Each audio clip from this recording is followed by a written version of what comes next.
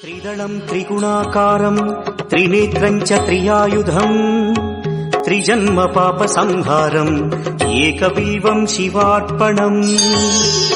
त्रिशाखैः बिल्वपत्रैश्च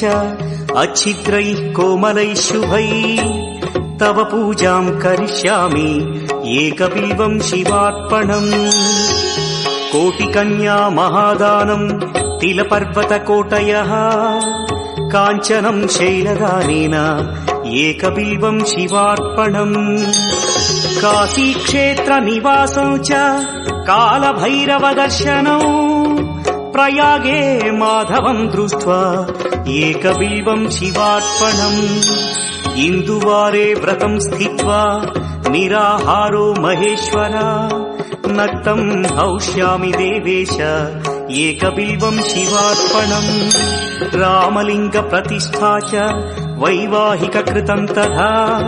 तटाकादि च सन्तानम् एकबिल्वम् शिवार्पणम् अखण्डबिल्वपत्रम् च